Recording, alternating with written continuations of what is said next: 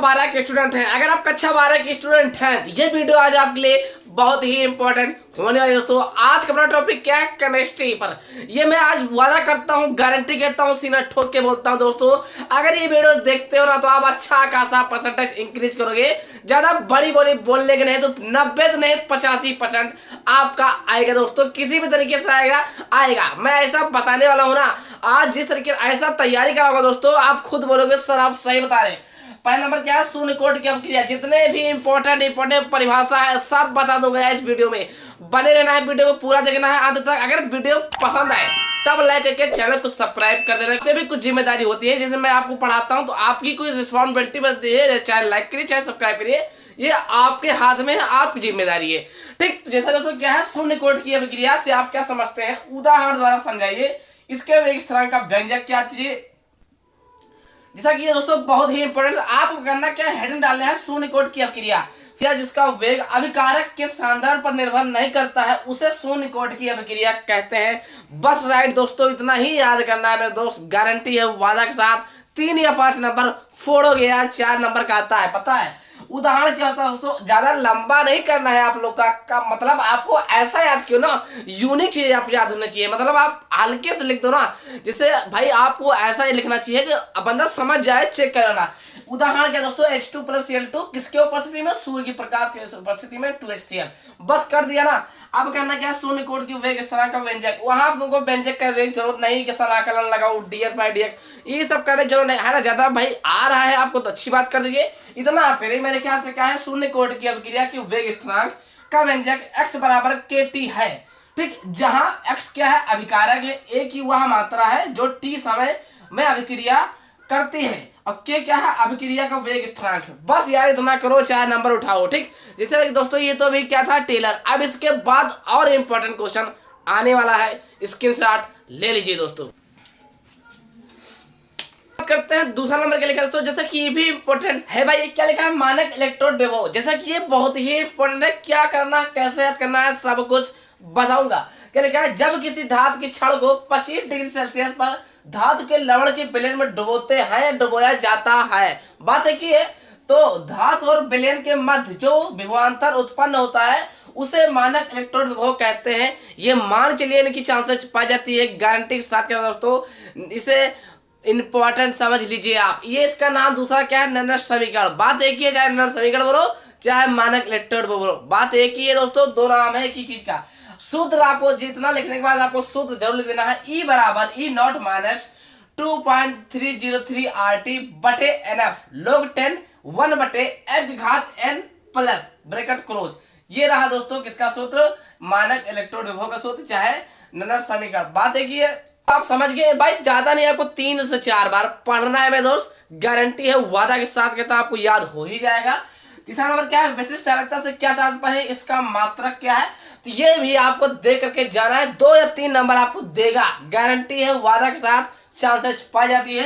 क्या लिखा, किसी चालक के विशिष्ट प्रतिरोध के व्युत्क्रम को, क्या है, किसी चालक के विशिष्ट प्रतिरोध के व्युत्क्रम को उस चालक की विशिष्ट चालकता कहते हैं। इसे कप्पा से प्रदर्शित करते हैं। कप्पा बराबर होता है 1/ρ। ठीक, 1/ρ मतलब मुंडावा P है ना, रो। इसका मात्रक जरूर आपको लिखना होगा दोस्तों, मात्रक ही इसका नंबर दिलाता है। मात्रक क्या आता है, ओम इनवर्स सेंटीमीटर इनवर्स। कभी कभी इस तरह से दे दिया जाता है तो आप लोग को घबराना नहीं, ओम इनवर्स हो गया सेंटीमीटर इनवर्स। ठीक, तो आपको यहाँ पर दोस्तों ध्यान देना है, ये भी आपका मात्रक यही है। ठीक है ना, तो आपको कंफ्यूज करने के लिए ये भी दे जाएगा, तो इनमें आपको कंफ्यूज नहीं होना है, इसीलिए मैंने बता दिया है। 3 हो गए परिभाषाएं। अब हम बात करते हैं चौथा नंबर, उससे पहले आपको स्क्रीनशॉट ले लेना है मेरे दोस्त। इसी तरीके से इंपॉर्टेंट वीडियो हमेशा पाने रहने लिए चैनल को सब्सक्राइब कर लेना दोस्त। और रही बात स्क्रीनशॉट की, तो स्क्रीनशॉट ले। अब हम बात करते हैं चौथा नंबर, जैसा कि ये बहुत ही इंपॉर्टेंट है मेरे दोस्त। क्या नाम है इसका, वैद्युत रासायनिक श्रेणी किसे कहते हैं, इनके प्रमुख लक्षण तथा 2 प्रमुख उपयोग लिखिए। ये बात तो तय है, इनका भी आना निश्चित है, आपको पता होना चाहिए। भाई करना क्या, आपको हेडिंग डालना है, वैद्युत रासायनिक की हेडिंग डालनी है पहले अच्छे पेन से, फिर लिखना स्टार्ट करना है। जब कई तत्वों को उनके मानक अपचय विभव को बढ़ते क्रम में रखा जाए, किस क्रम में, बढ़ते क्रम में रखा जाए तो इस श्रेणी को बेहतर रासायनिक श्रेणी कहते हैं दोस्तों। इस तरीके से आपको लिखना है, ज्यादा लंबा नहीं किया जाता है, किसी भी चीज को शॉर्टकट में लिखिए, बस समझ बंदे को आ जाए इसका कहना क्या है। बस जब समझ में आ जाएगा नंबर फुल मिलेगा यार। फिर क्या लिखा है, बेहतर रासायनिक श्रेणी की लक्षण लिखना है। भाई लक्षणों तो पूछा ना, लक्षण में लिखना है। तो लक्षण ज्यादा नहीं याद करने का, 3 लक्षण याद करिए बस। अगर आपको आ रहा है तो अच्छी बात है, नहीं आ रहा है तो 3 ही याद कर लीजिए। श्रेणी में भाई मुझे पता है आ रही नहीं, ये आपको याद होना चाहिए। ये मैं बता दूं, ये अब आपको ये मत बताओ हमें आ रहा है, आ रहे होगे, ये आपको याद होना चाहिए मौजूदा। चलकर श्रेणी में ऊपर से नीचे की ओर जाने पर तत्वों की अपचयन क्षमता घटती है, जबकि नीचे से ऊपर जाने पर अपचयन क्षमता बढ़ती है। दूसरा नंबर, किस तत्व का अपचयन विभव जितना अधिक होता है वह उतना ही प्रबल ऑक्सीकरण होता है। दूसरा नंबर क्या है, तीसरा नंबर क्या लिखा है दोस्तों, जिस तत्व का अपचयन विभव जितना कम होता है, यहाँ पर क्या है कम, यहाँ पर क्या है अधिक, यही फर्क है। जिस तत्व का अपचयन विभव जितना कम होता है वह उतना ही प्रबल अपचायक होता है। और उपयोग करना है, केवल 2 उपयोग लिखना है। क्या लिखा है, 2 उपयोग लिखिए। तो उपयोग में पहला नंबर क्या है, किसी सेल के मानक विद्युत वाहक बल का निर्धारण करने में, ठीक, क्या लिखा है पहला नंबर, किसी सेल के मानक विद्युत वाहक बल का निर्धारण करने में। भाई दूसरा नंबर अगर आपको नहीं दिख रहा है तो चलिए हम बोल रहे हैं, आप लिख लीजिए, धातुओं की क्रियाशीलता की तुलना में करने पर, धातुओं की क्रियाशीलता की तुलना करने पर। दूसरा नंबर क्या लिखा है दोस्तों, नहीं दिख रहा है आपको, उसके लिए क्षमा चाहते हैं। दूसरा नंबर क्या लिखा है, धातुओं की क्रियाशीलता की तुलना करने पर। भाई ये आपको याद होना चाहिए, याद कर लेना मेरे दोस्त, गारंटी है चांसेस पाई जाती है यार इस बार, वादा करते हैं दोस्तों आंसर, ये इंपॉर्टेंट है यार। चलिए 4 तो हो गया, स्क्रीनशॉट ले लीजिए। हम बात करते हैं 5वां नंबर। तो ये बहुत ही इंपॉर्टेंट है भाई, क्या लिखा है, द्रव स्नेही और द्रव विरोधी कोलाइड किसे कहते हैं। प्रत्येक को एक एक उदाहरण सहित आप समझिए, जैसा कि आप लाइव प्रूफ देख सकते हैं भाई। 13, 14, 16, 17, 19, 22, 23 में आ चुका है। इनकी चांसेस इस बार पाई जाती है, नहीं भी याद किया तो रिवाइज कर लो मेरे दोस्त। क्या लिखा है, हेडिंग डालना है द्रव स्नेही कोलाइड, ठीक। इसके अंदर क्या लिखा है, वे कोलाइडी पदार्थ जो विलायक के संपर्क में आकर तुरंत कोलाइडी कणों में विभाजित होकर बनाते हैं, इसे द्रव स्नेही कोलाइड कहते हैं। उदाहरण के तौर पर आपको लिखना है जिलेटिन, स्टार्च, गोंद, प्रोटीन आदि। ये इंपॉर्टेंट है दोस्तों। बात किया द्रव विरोधी कोलाइड किसे कहते हैं, उसी के अंदर क्या है, द्रव स्नेही कोलाइड और द्रव विरोधी कोलाइड किसे कहते हैं, दोनों को बताना है। फिर लिखना है, हेडिंग डालना है द्रव विरोधी कोलाइड। क्या लिखा है दोस्तों, वे कोलाइडी पदार्थ जो विलायक के संपर्क में आने पर सरलता से कोलाइडी विलयन नहीं बनाते हैं।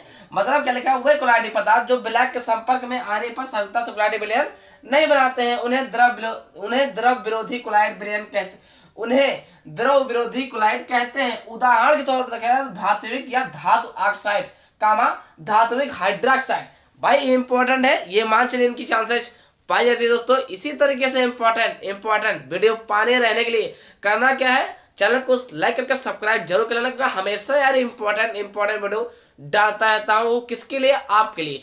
भाई रही बात क्या, आपको स्क्रीनशॉट ले लेना है, नहीं तो आप भूल जाओगे। दोस्तों आप स्क्रीनशॉट ले लिए होंगे। अब हम बात करते हैं 6वां नंबर, जैसा कि वो भी इंपॉर्टेंट होगा। तो ये बहुत ही इंपॉर्टेंट है भाई। क्या लिखा है, वास्तविक विलयन तथा कोलाइडी विलयन का उदाहरण सहित विभेद कीजिए। आपको करना क्या है, हेडिंग डालना है वास्तविक विलयन, फिर लिखना क्या है, जिसमें विलय तथा विलायक के कणों का आकार बराबर होता है, इन कणों का व्यास 10⁻⁷ से भी कम होता है, इन्हें हम अति सूक्ष्म दृष्टि द्वारा भी नहीं देखा जा सकता है, जैसे चीनी, ग्लूकोज, यूरिया। इसे हम क्या कहते हैं, वास्तविक विलयन कहते हैं। भाई हम पहले बता दे रहा हूं दोस्तों, इंपॉर्टेंट है। फिर लिखना क्या है, कोलाइडी विलयन लिखना है, हेडिंग डालना है। फिर क्या लिखना है, वे विलयन जिनके कणों का आकार 1 नैनोमीटर से ज्यादा तथा 1000 नैनोमीटर से कम होता है, उसे कोलाइडी विलयन कहते हैं। उदाहरण क्या होगा, गोंद कामा जिलेटिन कामा स्टार्च। फिर आप बात करते हैं 7वां नंबर क्या है, कार्बोहाइड्रेट क्या है, इसे परिभाषित कीजिए। ये कभी कभी यही पूछता है, कार्बोहाइड्रेट को परिभाषित कीजिए। तो करना क्या है आपको, भाई से आपको 2 से 3 बार याद करना है, सब आपको याद हो जाएगा। अगर वीडियो पसंद आए तो लाइक करके दोस्तों चैनल को सब्सक्राइब जरूर कर देना। देख कार्बोहाइड्रेट क्या होते हैं, परिभाषित कीजिए। कार्बोहाइड्रेट ध्रुवक पॉलीहाइड्रोक्सिक एल्डिहाइड कीटोन होते हैं। वे पदार्थ होते हैं जो जल अपघटित होकर मोनोसैकेराइड के कई अणु देते हैं। किसके, जल में अपघटित होकर मोनोसैकेराइड के कई अणु देते हैं, जैसा कि इम्पोर्टेंट है मेरे दोस्त। तो मैंने क्या बताया 7 तक बताया, अब हम बताने वाले हैं 8वां। उससे पहले करना क्या है भाई, ज्यादा नहीं, इन सब जितने प्रसाद मैंने बताया ना 3 बार 4 बार रिवीजन करते जाइए, गारंटी है छाप के आओगे। ठीक, तो रही बात क्या, स्क्रीनशॉट ले लीजिए। अब वीडियो पसंद आया तो भाई लाइक जरूर कर दे करो कि यार मैं आपके लिए मेहनत करता हूं, तो आप मेरे लिए कोई ना कोई प्रकार की तो मेहनत कर सकते हो। मेरी ही वीडियो को नहीं लाइक करिए, हर वीडियो, चाहे जब आप यूट्यूब पकड़ चलाते हो ना, किसी की भी वीडियो चलाओ तो भाई लाइक जरूर करते करो, क्योंकि यार मेहनत लगता है वीडियो बनाने में। कोई खेल नहीं है कि यहाँ आए हम डांस करना शुरू कर दिए। ठीक, यहाँ पर मेहनत लगता है मेरे भाई, मार्क खर्च होता है। ठीक, समय बर्बाद करता हूँ, किसके लिए, सब तुम्हारे लिए है। ठीक मेरे दोस्त, ये सब कुछ है ना, एक पेन लेने जाओ वो 5 या 3 रुपये मिलती है, तो आप पता कर लो मार्केट कितने का हो गया, बोर्ड क्या है, इतना मेहनत हो रहा है यहाँ पर लिखा जा, किसके लिए, सब आपके लिए।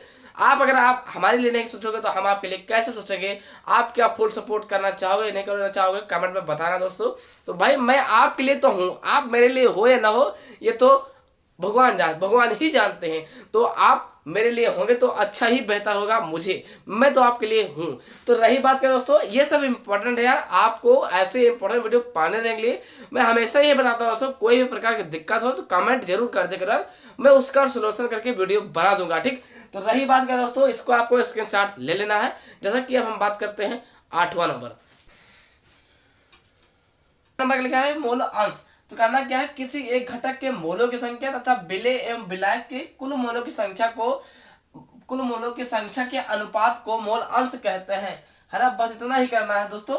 दूसरा नंबर क्या है, मोललता, इंपॉर्टेंट है, इनकी चांसेस पाई जाती है।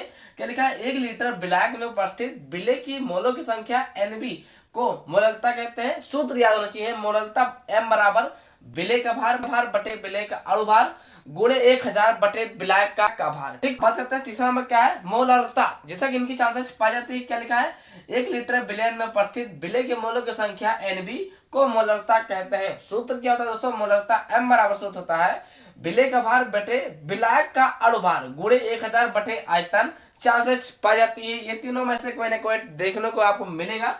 बात किया जाए तो चौथा नंबर क्या लिखा है, मतलब चौथा नंबर इसी के अंदर 8वें के अंदर के एक नंबर और आता है, इनका आप तैयार कर लेना, ये बहुविकल्पीय टाइप में आ सकते हैं, चांसेस पाए थे 1-1-2 नंबर के। नंबर का लिखा है सफेद कशिश, इसका सूत्र क्या होता है, Zn SO4 × 7H2, याद होना चाहिए। दूसरा क्या दोस्तों, हरा कशिश, इसका सूत्र कहता है FeSO4 × 7H2। तीसरा नंबर क्या है, नीला थोता, CuSO4 × 5H2, क्या लिखा है, CuSO4 × 5H2, चांसेस पाई जाती है आने की। मोहर लवण क्या है, NH4 का होल ट्वाइस SO4 × FeSO4 का होल ट्वाइस × 6H2, चांसेस पाई जाते हैं, इसीलिए इनको तैयार कर लेना है मेरे दोस्त। रही बात क्या है, स्क्रीनशॉट तो करना ही पड़ेगा, लेकिन अगर वीडियो पसंद आए ना तो लाइक करके चैनल को सब्सक्राइब जरूर करते करो दोस्तों, क्योंकि इससे हमें बहुत मोटिवेशन मिलता है। रही बात क्या है, स्क्रीनशॉट आप ले लीजिए। तो दोस्तों आपने स्क्रीनशॉट ले लिया होगा। अब हम बात करते हैं 9वां नंबर क्वेश्चन क्या है, जैसा कि वो भी इंपॉर्टेंट होगा। 9वां नंबर लिखा है, जैसा कि ये भी इंपॉर्टेंट है भाई, क्या लिखा है, संक्रमण तत्व क्या है, इनकी विशेषताओं को लिखिए, ये इंपॉर्टेंट है, 5 नंबर में पूछा जाता है। 10वां नंबर क्या है, लेंथेनाइड अंकुचन क्या है, लेंथेनाइड अंकुचन के परिणाम क्या है। 11वां नंबर क्या है, एकदंतुर द्विदंतुर तथा उभय दंतुर लिगेंड से क्या तात्पर्य है, प्रत्येक के 2 उदाहरण दीजिए। भाई समय ना होने का मैं लिखवा नहीं पा रहा हूँ, इसके लिए हम क्षमा चाहते हैं दोस्तों, है ना, लेकिन ये बता दे रहा हूँ कि इंपॉर्टेंट है या नहीं। इंपॉर्टेंट इसमें आपको खुद ही पता चल गया होगा कि ये सर सही बोल रहा है, ये इंपॉर्टेंट है। जैसे 12वां नंबर क्या है, निकोलिक अम्ल क्या होते हैं, इनके 2 महत्वपूर्ण कार्य लिखिए, जैसा कि ये इंपॉर्टेंट है। 13वां नंबर क्या है, ग्लूकोज, 13वां नंबर तो वेरी इंपॉर्टेंट है, ग्लूकोज का संरचना सूत्र लिखिए, इसके 3 रासायनिक अभिक्रियाओं का वर्णन कीजिए जिनसे इसके पॉलीहाइड्रॉक्सी एल्डिहाइड का होना सिद्ध कीजिए। 14 नंबर क्या है, जैसा कि राउल्ट का नियम, कोलराउस का नियम, हेनरी का नियम, हाइड्रोसुल्जे के नियम, लिगेंड कैसे कितने हैं, इस सब पर मैंने वीडियो डाल रखी है, मेरे ही चैनल पर आपको मिल जाएगी, करना कहीं नहीं जाना है आपको। ठीक, तो जैसे दोस्तों ये रहा सब इंपॉर्टेंट, तो आपको स्क्रीनशॉट लेना है तो स्क्रीनशॉट इनका भी ले लीजिए और इनका तैयार कर लीजिए, तैयार होना चाहिए आपको, इनमें आने की चांसेस पाई जाती है। तो स्क्रीनशॉट आपने स्क्रीनशॉट ले लिया होगा। आशा करते हैं आप लोग वीडियो देख करके समझ गए, अगर समझ गए हैं तो प्लीज लाइक करके सब्सक्राइब कर दीजिए, क्योंकि हमेशा इंपॉर्टेंट वीडियो डालता रहता हूं। तो कल मिलते हैं शाम 6 बजे, तब तक के लिए जय हिंद दोस्तों।